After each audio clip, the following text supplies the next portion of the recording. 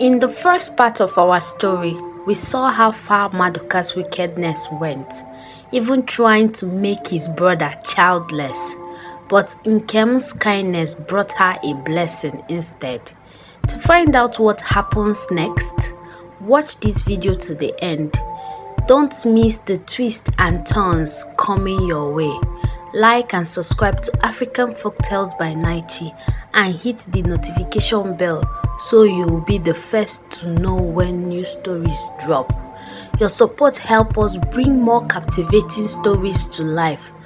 Now, back to the story. When their daughter Nneomma was born, it was like the heavens themselves opened, bringing light that chased away the sadness and pain in their lives. The whole village of Umudike rejoiced for the child, who seemed to carry all the hopes and dreams of her parents. Nneomma was a blessing, a symbol of the strong love that overcame all the challenges. Her birth filled their homes with laughter, joy, and a fresh sense of purpose. But under this new happiness, a dark storm was building.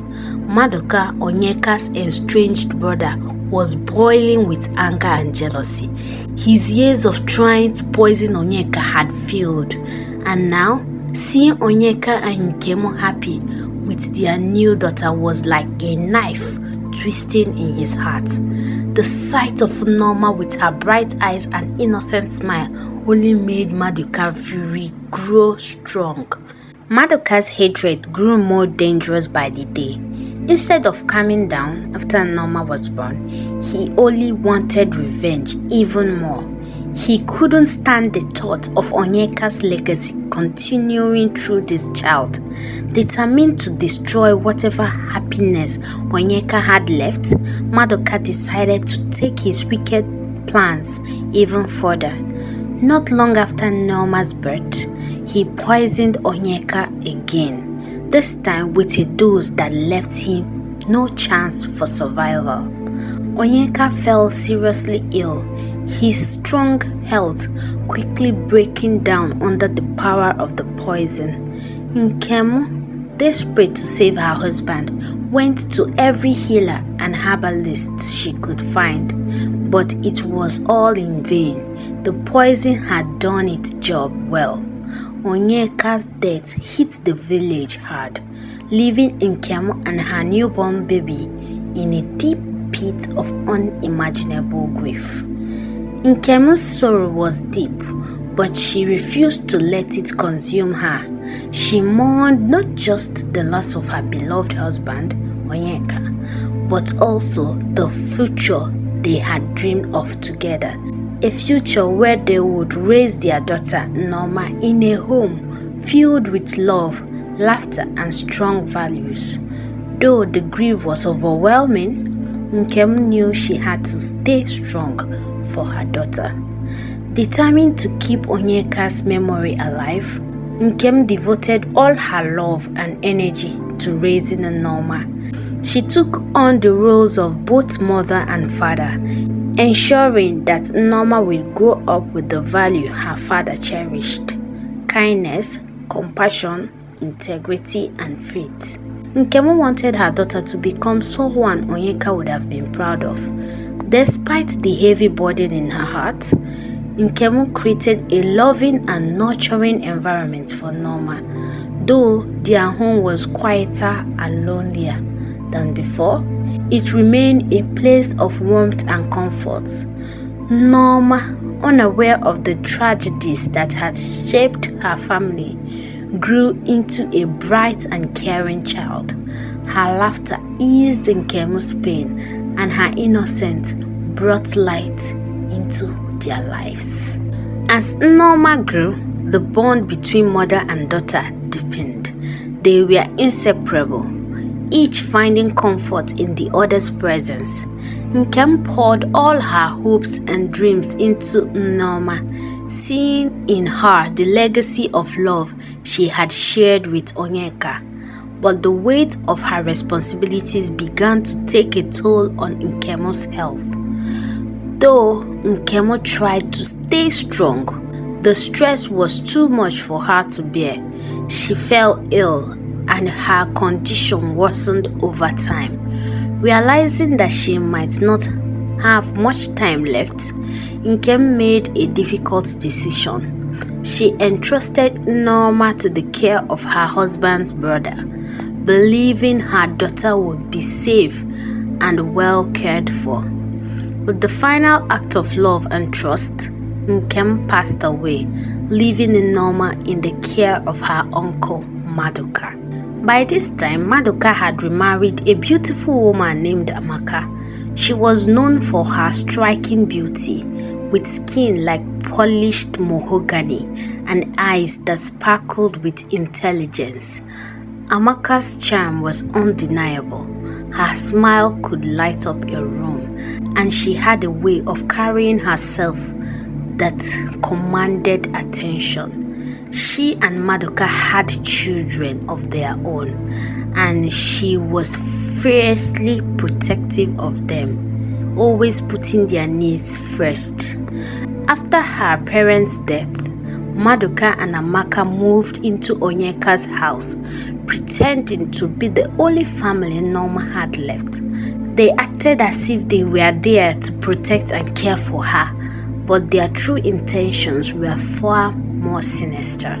Maduka, driven by hatred and greed, saw this as an opportunity to take over everything Onyeka had left behind. He began scheming to strip Nneomma of all the property her father had left her. While pretending to be Nneomma's guardian, Maduka and Amaka treated her terribly. Nneomma was not seen as a member of the family, but rather as a burden and obstacle. Amaka, with her sharp ambition and cold pragmatism, saw Nneomma as a threat to her own children's inheritance. She had little patience with the girl and was eager to secure everything for her own children. Under Maduka's roof, Nneomma was subjected to the harsh treatment. Maduka, resentful of her as a reminder of Onyeka's enduring legacy, took pleasure in making her life miserable. He assigned her the most menial and exhausting tasks, ensuring she was always tired and humiliated. Amaka supported this cruelty, adding her own harsh punishments and demeaning comments to ensure Nneomma knew her place. As Nneomma grew older, her suffering only increased. By the time she was 17, her life had become a daily struggle for survival. She was given tattered clothes, barely enough food, and a cold, damp corner of the house to sleep in. Her hands were rough from endless labor, and though her spirit remained strong, it was worn down by the years of mistreatment. Despite the harsh conditions she endured, Nneomma held on to the kindness and grace her mother had instilled in her. She never allowed bitterness to take root in her heart. Instead, she found comfort in small acts of compassion, helping elderly neighbors with their chores, and sharing what little she had with those in need.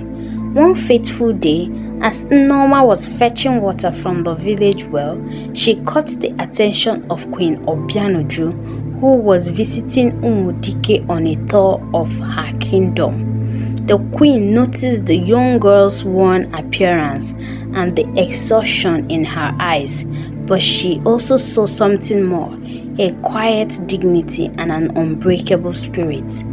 Intrigued, Obianuju followed Nneomma from a distance and witnessed the cruel treatment she endured at the hand of Maduka and Amaka. The queen's heart went out to the girl, and she decided to intervene. That evening, she approached Maduka's home, her presence commanding immediate attention and respect. Maduka and Amaka, caught off guard, scrambled to present a facade of hospitality. Queen Obianuju, however, was not deceived. She demanded to know why Nneomma was being treated so harshly. Maduka, taken aback and fearful of the queen's wrath, stammered out excuses, claiming that Nneomma was a difficult and ungrateful child. But the queen, undeterred by his lie, saw through the facade. After witnessing the cruel treatment Nneomma endured at home and realizing that her guardians were lying about it, Queen Obianuju decided to take Nneomma away from them. With the queen's authority, Nneomma was removed from Maduka's house and brought to the palace. There, she was given clean clothes, proper food, and warm bed. The palace staff, inspired by the queen's kindness, welcomed Nneomma and helped her adjust her new life.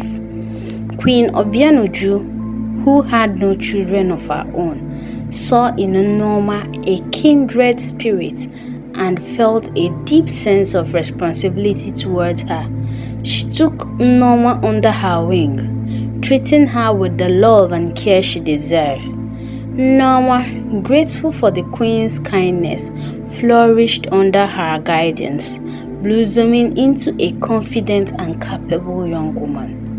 Maduka, now filled with remorse from his past action against Nneomma, began visiting her regularly. He knew he had wronged her deeply and sought to make amends, hoping to earn her forgiveness. With time, he managed to win Nneomma's trust. She began to see him not as the cruel uncle she once knew, but as a repentant man trying to make things right. Maduka and his family often visited Nneomma, bringing gifts and spending time with her, which further cemented their relationship. Meanwhile, the kingdom was in a celebratory mode as the king's birthday approached. A grand royal feast was planned, and the entire village buzzed with excitement. The palace was adorned with colorful decorations, and the air was filled with the scent of delicious food being prepared for the occasion. Nneomma, now living in the palace under Queen Obianuju's care, was given a special role in the festival. The queen had grown fond of her and saw her as a daughter. The feast began with much pomp and splendor. The king and queen, resplendent in their royal attire, presided over the event with grace. Nneomma, dressed in a beautiful gown provided by the queen, moved among the guests, helping to serve food and drink. The atmosphere was joyous and laughter echoed throughout the grand hall. However, as the evening wore on, the king suddenly fell ill. He clutched his chest and collapsed, causing a ripple through the room. The once jubilant atmosphere turned to chaos as courtiers and servants rushed to his aid. The king was carried to his chambers, where the royal physician was summoned. Despite the physician's best efforts, the king's condition worsened, leaving the palace in a state of fear and confusion. Amidst the turmoil, whispers began to circulate. Some courtiers claimed to have seen Nneomma acting suspiciously during the feast, and soon rumors of her involvement in the king's sudden illness began to spread. Maduka, who had been quietly observing the situation, was horrified to hear these accusations. He knew Nneomma was innocent and that these baseless rumors could ruin her life. Yet, the situation escalated quickly. Several palace workers who were paid off by unscrupulous individuals began to testify against Nneomma. They claimed that they had seen her near the king's wine and suggested that she might have poisoned it. These accusations, though false, were detailed enough to convince the frightened courtiers that Nneomma was guilty. Queen Obianuju, devastated by the king's illness and the accusation against Nneomma, found herself in an impossible situation. She knew in her heart that Nneomma was innocent, but the mounting pressure from the Council of Elders and the increasingly vocal demands for justice left her with no choice but to agree to an investigation. Nneomma, bewildered and frightened, was brought before the Council of Elders. She denied the accusation with all her might, but the council was swayed by the consistency of the testimony against her. Her role in serving the king's wine was used against her, and the council decreed that she be placed under close watch until the investigation was complete. Maduka, overwhelmed with guilt and fear for Nneomma's safety, did everything he could to support her. He visited her regularly, assuring her that he believed in her innocence and would do everything in his power to clear her name. But the situation grew increasingly tense as the days passed, with suspicion and fear spreading throughout the palace. Despite his best effort, Maduka could not prevent the investigation from moving forward. Nneomma was confined to her quarters with guards posted outside to ensure she did not leave. The once warm and welcoming palace had become a place of fear and uncertainty, with Nneomma at the center of it all. As the investigation dragged on, Maduka's visit became a source of comfort for Nneomma. She began to rely on him more and more, trusting in his promise that everything would be alright. The bond between them grew stronger, and for the first time in years, Nneomma felt she had family who cared about her. What would happen next? Would Nneomma be punished for a crime she did not commit? Or would the truth come to light? Make sure to like and subscribe to African Folktales by Nighty. Don't miss out on the continuation of this compelling tale. Hit the notification bell so you will be the first to know when part 3 is released. Your support helps us to bring more exciting stories to life. Thank you and have a great time. Bye.